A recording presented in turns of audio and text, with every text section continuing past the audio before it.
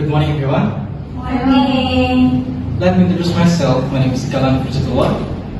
And I am very happy to be here with all of you today. I would like to share a beautiful story that is very close to our lives. But sometimes we forget how meaningful it really is. This is a story about palm sugar, a sweet treasure met with love, passion, and deep respect for nature. In many villages across Indonesia, palm sugar is more than just a sweetener for our food and drinks. But it is a part of our culture, it is a part of our identity. The process of making palm sugar is not just about only producing something to sell or to eat. It is full of tradition that passed down from generation to generation. It is full of local wisdom and teaches us many life lessons. About passion, about hard working, and about living in harmony with nature. Let me tell you a story about a tapper, a person who climbs the tall trees every single day to collect the sap that will become palm sugar. When the morning sun rises and the golden light spreads over a quiet village, a tapper begins his day.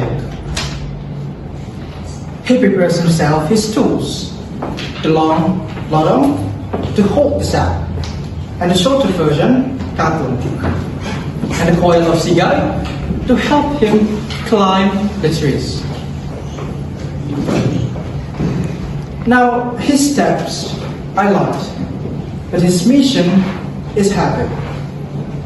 Climbing these trees is not easy. It takes bravery, it takes balance, it takes experience.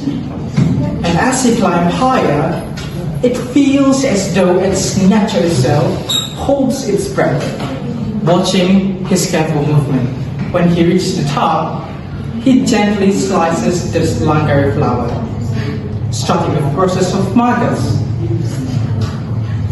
Now this is where the sweetener sap begins to flow, drop by drop, into the ladle.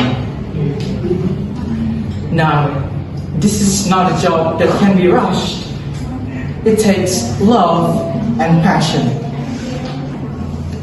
After gathering the sap, the tapper returns back to home. But his work is not done yet. He puts the sap into a large pan called kancha. And this part of the process called grease. He stirs the sap for hours and hours, watching the white foam called legan slowly disappears. And then the liquid thickens and changes colors, turning into dark, sweet wadang. Now, it is not easy to know when the right time that the sap is ready. It takes years of practice to understand the sap is ready and to know that it changes from mora to color. Finally, he pours the syrup into ganduan molds and leaves it to cook. Now, when the syrup hardens, it becomes a solid palm sugar.